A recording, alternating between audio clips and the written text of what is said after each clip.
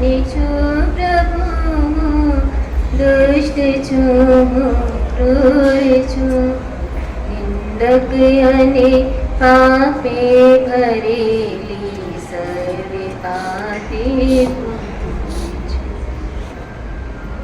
दशवैकालिक सूत्र के अंतर्गत परमात्मा से प्रश्न किया जाता है, प्रभु आपने फरमाया पृथ्वी काय में भी जीव है, अपकाय में भी जीव है, वनस्पति काय में भी जीव है, देव काय में भी जीव है, हर जगह जीव ही जीव है और जीवों के बिना अपना जीवन नहीं है।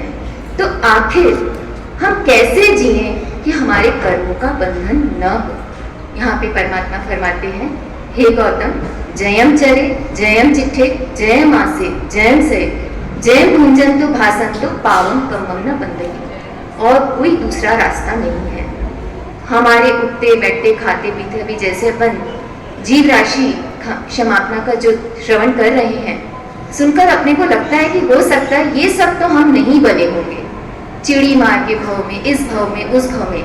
हालांकि ज्ञानियों के वचन है कि हमारी आत्मा ने कोई ऐसा क्षेत्र, कोई ऐसा स्थान नहीं है जहाँ हमने जन्म नहीं लिया, और हमारी आत्मा ने हर जगह ना जाने कितने पाप किए। श्रीमद् राजचंद्र जी अपने एक पद के अंदर कहते हैं, बहु पुण्य केरा कुंज थी नर देह मानव नो मळ्यो तोड़े अरे भव चक्र नो आटो नहीं एके डरे। हमारी आत्मा ने ना जाने कितने जन्मों का पुण्य संचित हुआ, तब जाकर हमारी आत्मा को यह मनुष्य भव और इतना पुण्य का योग प्राप्त हुआ। इसके अतिरिक्त तो ना जाने हमारी आत्मा की सत्ता में कितने ही भवों के कर्म पड़े होंगे और वो ना जाने कब किस रूप में उदय में आएंगे। यानी भगवंत कहते हैं, यदि हम रागादि परिणाम करते हैं, अच्छे बुरे कर्म करते हैं, तो उसका कर्म जो कर्म करते हैं तो बंधन तो होगा ही। कर्म करें और बंधन ना हो ऐसा संभव नहीं है। और जो कर्म बांधता है वो कर्म उदय में आएगा ही, और जब कर्म उदय में आता है तो अज्ञानवश फिर जीव फिर नए कर्मों को बांधता है, और ये श्रृंखला चलती ही रहती है। अनादिकाल से हमारी आत्मा इस श्रृंखला में अपने कर्मों से मुक्त हो ही नहीं पाई। तो कैसे हो पाएंगे हम कर्मों से मुक्त? दो ही रास्ते हैं। जो हमारी आत्मा में रहे हुए अनादि के कर्म संस्कार हैं या अनादि के कर्मों का संचय है, उनको या तो प्रायश्चित के द्वारा अपन दूर कर दें, और दूसरा नए कर्मों को न बांधें। नए कर्म न बंधे, जैसे कि नाव में छेद होने पर पानी जब उसमें भर जाता है तो नाव में से पानी कैसे निकाला जा सकता है? पहले छेद को बंद किया जाता है जिससे कि नया पानी ना आवे और रहे हुए पानी को निकाला जाता है। उसी प्रकार नए कर्म ना बांधे, उसके लिए हम सजग हो जाएं और भीतर में पड़े हुए पुराने कर्मों का प्रायश्चित करें। पर वास्तव में प्रायश्चित करना कोई आसान काम नहीं है, क्योंकि देवचंद्र जी महाराज साहब कहते हैं, क्यों जानू क्यों बनी आवश्यक अभिनंदन रस रीत होमी पुद्गल अनुभव त्याग थी करवी जसु प्रतीत होई। अर्थात कि हे प्रभु, मैं आपकी भक्ति करता हूँ तो मुझे रस नहीं आता, मैं प्रायश्चित करता हूँ तो मुझे रस नहीं आता, आखिर क्यों? तो यहाँ पे उत्तर भी देते हैं, पुद्गल अनुभव त्याग थी, क्योंकि हमने अपनी आत्मा से पुद्गल का प्रेम अनुभव से उसका त्याग नहीं किया। पुद्गल का प्रेम आप महाराज साहब के प्रवचन में रोज श्रवण करते हैं कि क्या जड़ है, क्या आत्मा है, क्या चेतन है। अर्थात जो कुछ भी दिखाई दे रहा है, जो सब विनाशी है, जो जड़ जगत है वो सब विनाशी है, और हमारा प्रेम किसके प्रति है? इस जड़ जगत के प्रति ही हमारा प्रेम है। और इस जीवन में नहीं, भाव में, अनंत भाव में, कितने भाव में जहां गए, जहां जन्म लिया, जो संयोग मिले वही हमारा राग जुड़ा, और हमने कितने ही कर्म बांधे, पर हमने आज तक पुद्गल का प्रेम हमारे भावों से बोसिरा नहीं पाए, क्योंकि हमको पुद्गल के प्रति अनुभव से उसका हम त्याग नहीं कर पाते। अनुभव से त्याग किसे कहते हैं? जैसे जो पर है वो हमको पर महसूस होता है, पड़ोसी का मकान कितना भी कहें हम उसे अपना नहीं मान सकते। उसी प्रकार जो हमारा शरीर है उसके प्रति हम कह भले ही दें कि हमारा नहीं, पर हम उसकी प्रीति छोड़ नहीं सकते। जब हम उसके प्रति अपनी प्रीति को छोड़ेंगे, अपने उत्कल के प्रति हमारा राग छूटेगा, तभी वास्तव में हमारा गोसी रामी का कार्य हो पाएगा। इसी मंगल भावना के साथ कि हम हृदय से ये कर सकें, हालांकि बहुत कठिन है, फिर भी हम करने का एक प्रयत्न करें। ओम शांति।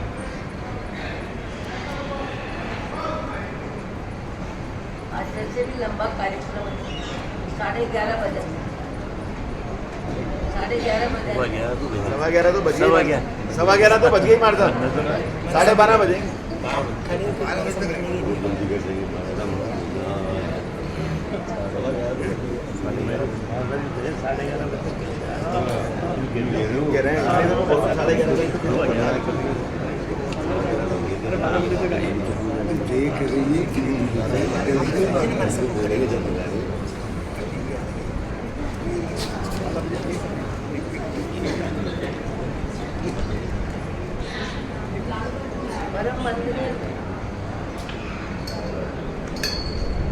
परम वंदनीय परमात्मा देवाधिदेव भगवान महावीर स्वामी के चरणों में वंदन, 24 तीर्थंकरों के चरणों में वंदन, सभी गणधरों के वंदन और सभी पूर्वाचार्य और वर्तमान के आचार्यों को वंदन। आज जिस संदर्भ में चातुर्मास काल वैसे प्रारंभ आषाढ़ सुदी 14 से चातुर्मास चल रहा है और चातुर्मास में 1 घंटा लगभग 9 से 10 बजे तक व्याख्यान पर्यूषण में अधिक। आज ये कार्यक्रम जो है वो लाडवाई भंसाली जीवन की वृद्धावस्था और अंतिम अवस्था के रूप में अपने आप को भव में किए गए पापों से और इस भव में जितने भी पाप हुए हैं उनका प्रायश्चित, उन जीवों से क्षमा याचना। और देखा जाए तो जीवन की संध्या में परिवार सम्मेलन, संघ सम्मेलन, परिचितों के साथ, परिवार के साथ, पड़ोसी के साथ, कड़वा, कठोर, रूखा, तीखा कभी भी निमित्त मिलने पर बोलने में होता है। झूठ भी बोला जाता है, चोरी भी की जाती है, अन्याय अनित्य भी होती है। जीवन में यदि हम अपने आप के बारे में ईमानदारी पूर्वक चिंतन करें तो शायद ऐसा कोई पाप नहीं है जिस पाप को किसी न किसी रूप में इस भाव में भी हमने नहीं किया हो। पाप को छिपाना और पुण्य को छपाना, ये विधा और ये विचार और ये बुद्धि लगभग सबके पास है। पुण्य को छपाना और पाप को छिपाना, पर आप मेरे से छिपाएं, मैं आपसे छिपाऊं, दुनिया से छिपाएं, पर कोई भी पाप अपनी आत्मा से कैसे छिपाएगा? कोई भी पाप अपनी आत्मा से छिपा नहीं सकता है। और आत्मा की साक्षी से, परमात्मा की साक्षी से, आत्मा की निर्मलता से अतीत में किए गए पापों को और वर्तमान में हुए पापों के प्रति मन यदि इरादे पूर्वक ग्लानि से भरता है, मन ग्लानि से भरता है तो पाप का प्रायश्चित होता है। मन ग्लानि से कैसे भरता है? जैसे मान लीजिए आप चलते चलते बिना चप्पल के, बिना जूते के कहीं चल रहे हैं और आपका पांव बिट्टा से भर गया, श्लेष में यानी कफ से भर गया, मूत्र से भर गया, तो उस समय आपको सबसे पहले अपने पांव को साफ करने का मन होता है और सारी क्रियाएं बाद में। एक बार आप कहोगे मेरा पांव बिट्टा से भर गया, पानी दो मैं इसे साफ करूं।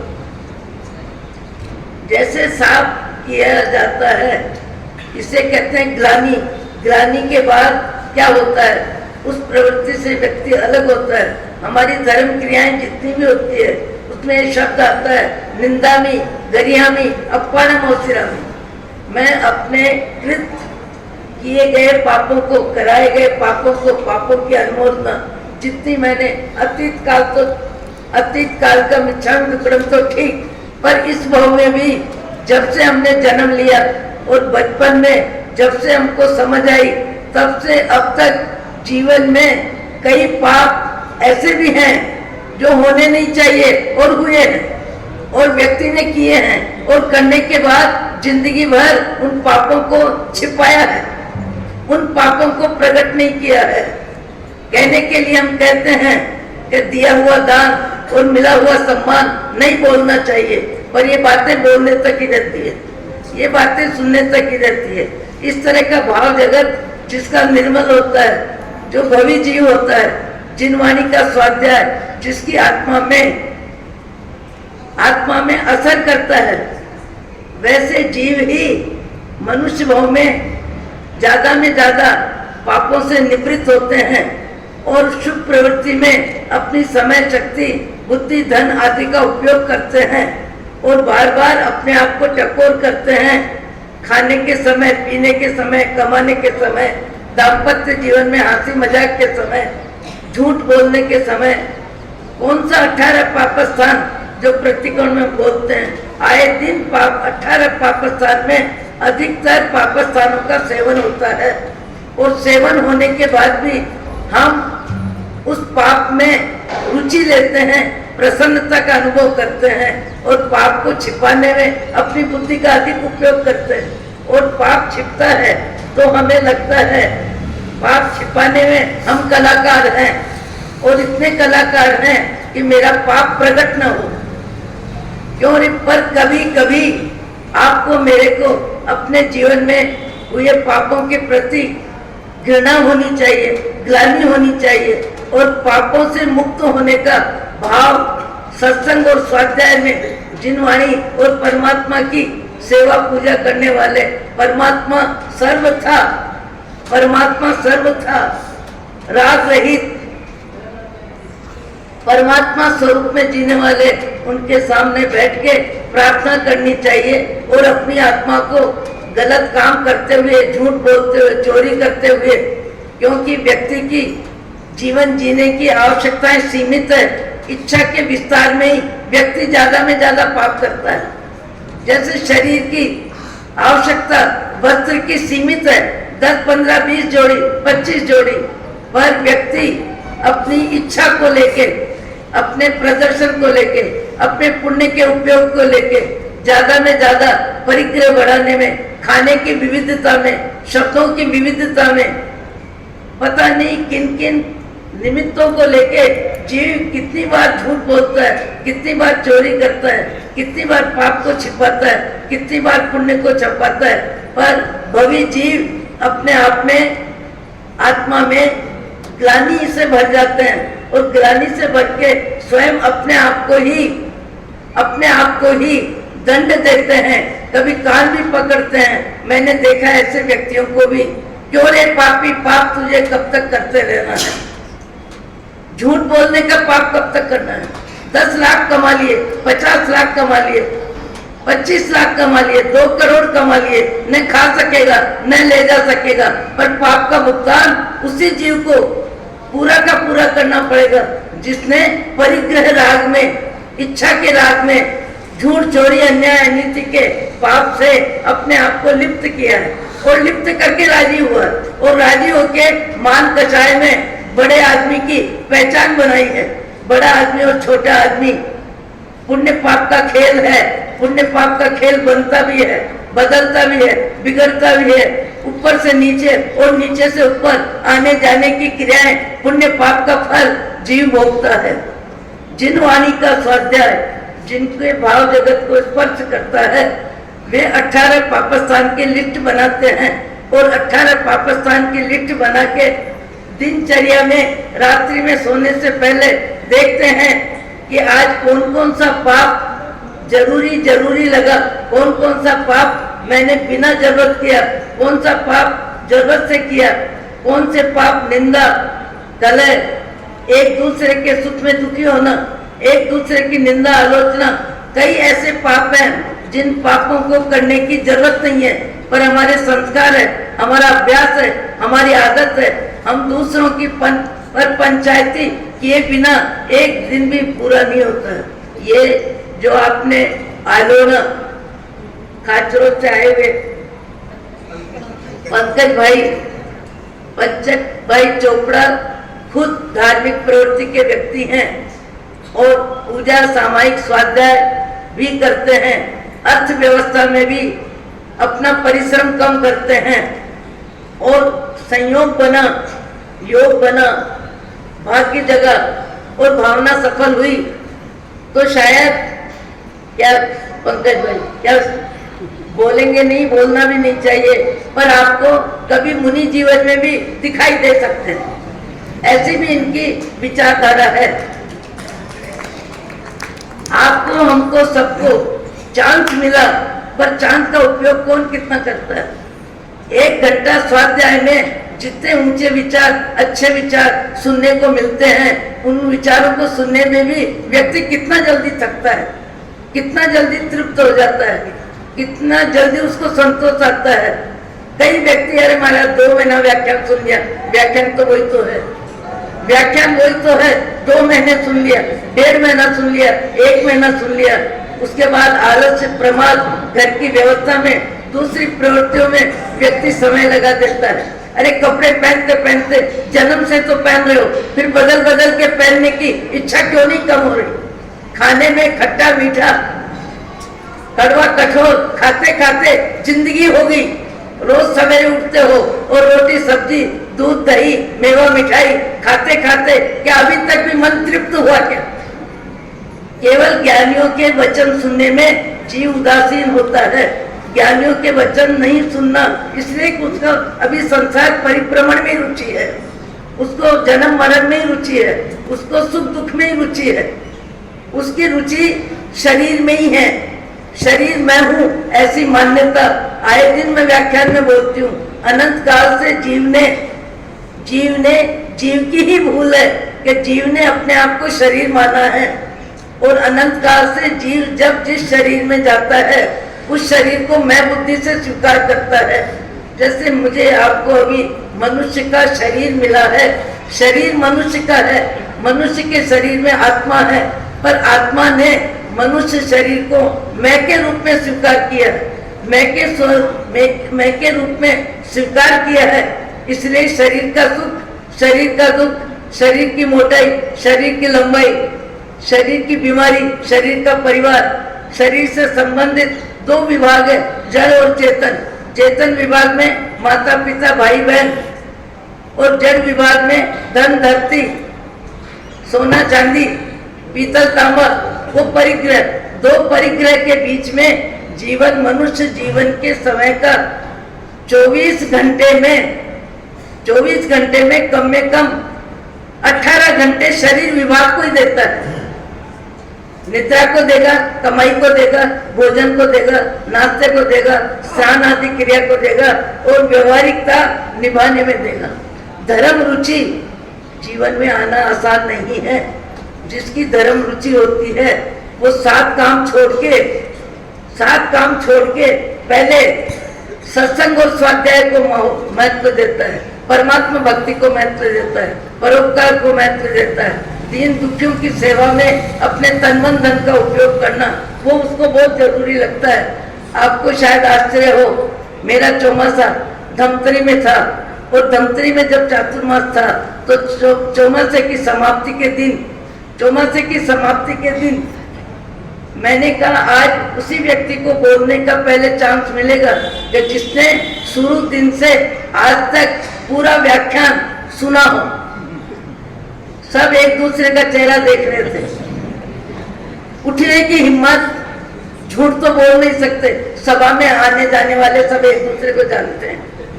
मैंने जब कहा कि आज वही व्यक्ति सत्संग में उद्गार व्यक्त करेगा जिसने पूरी 4 महीने की सत्संग में कभी सत्संग का समय नहीं छोड़ा।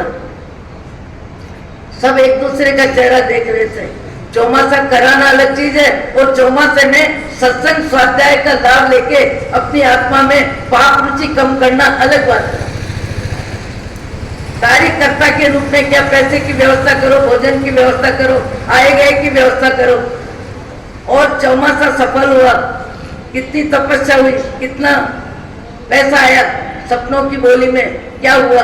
चौमासे की सफलता के गीत गाने वाले, उनको पता ही नहीं कि चौमासे का लाभ मैंने क्या लिया। आत्मा में धर्म रुचि आना बहुत मुश्किल है। मुझे आश्चर्य हुआ एक व्यक्ति पीछे, एकदम पीछे बैठने वाला उठा और उठ के कहने लगा, मैं आपके शब्दों के अनुसार बोलने का अधिकारी हूँ। मैंने कहा कैसे, आप कौन? बोले मैं मुस्लिम भाई। आपका व्यवसाय? मैं डॉक्टर। जब आप पहली बार आए थे तब मैंने आपको सुना था। जब मुझे मालूम पड़ा आपका चौमासा है तब मैंने सोचा अब तो मेरे को लाभ नहीं मिलेगा, क्योंकि मैं तो 8 बजे उठता हूँ, तो 8 बजे उठने वाला 9 बजे सत्संग में कैसे जाएगा।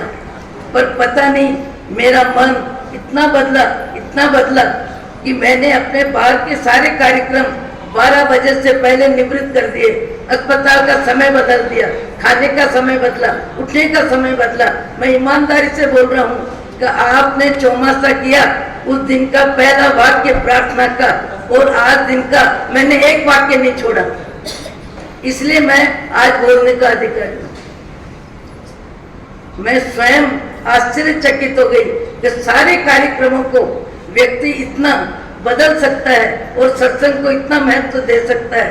फिर उन्होंने जो बोला, जितना बोला, जैसा बोला, मैं स्वयं गदगद हो गई। जाति कोई भी हो, पंथ कोई भी हो, गज कोई भी हो, व्यापार कोई भी हो, व्यक्ति के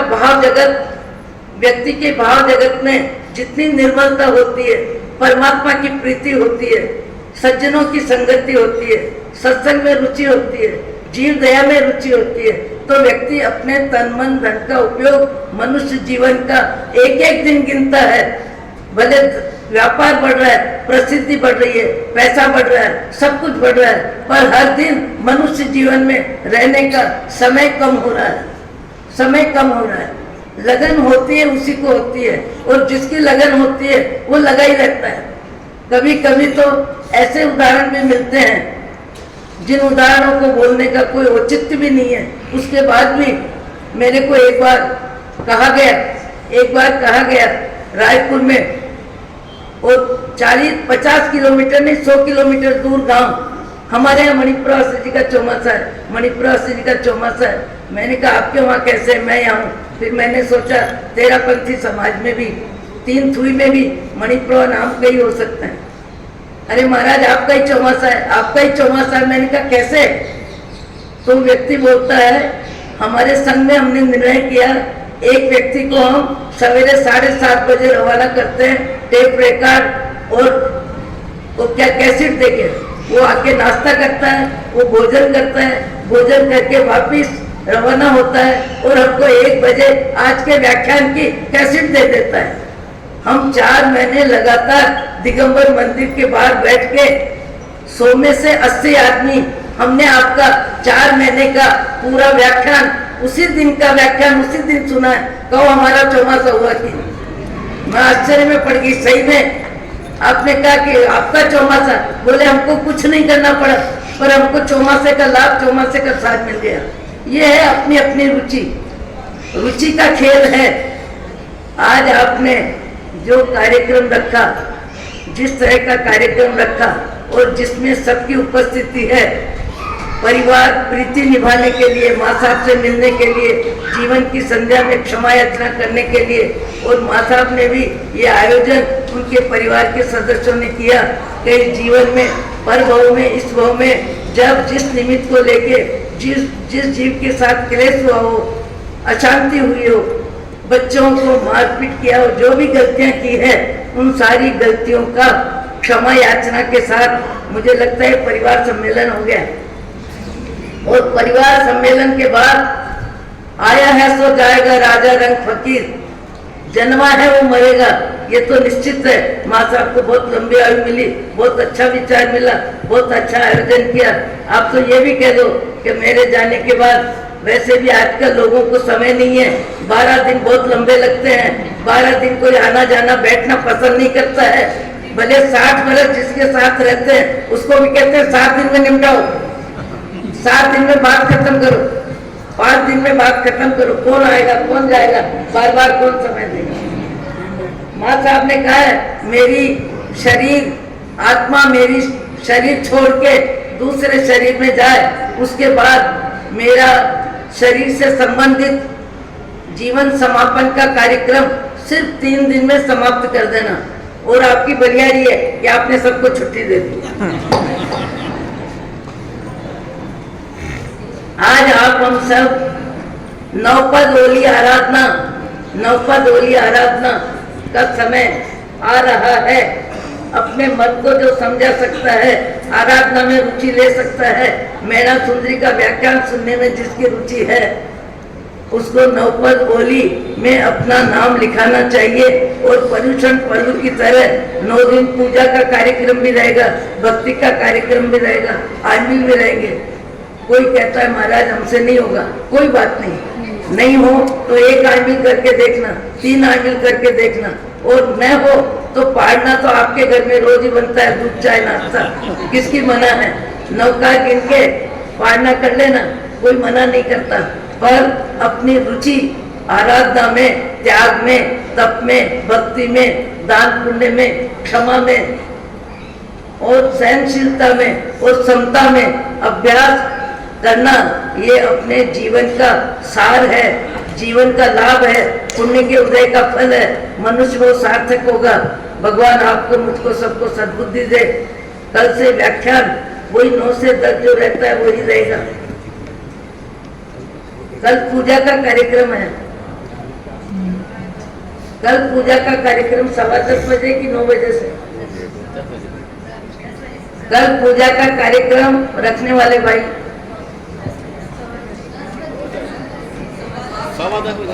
10:15 बजे पूजा कार्यक्रम मंदिर में होगा। और 9 से 10 जैसा व्याख्यान रोज चलता है। स्वाध्याय का लाभ स्वाध्याय करने वाले को मिलता है। 10 सुने कि 20 सुने कि 50 सुने कि 100 सुने कि 2 सुने, कार्तिक पूर्णिमा तक व्याख्यान चालू रहेगा। आज के बाद अब चातुर्मास का 1.5 महीना है। नवपद होली की 14 और दीपावली की 14 और फिर आएगी 14 कार्तिक पूर्णिमा की। ओम शांति, ओम शांति, ओम शांति। मंगलम भगवान विरो। पवन कल्याण, परम उपकारी पार्श्वनाथ भगवान के चरणों में शत-शत वंदन।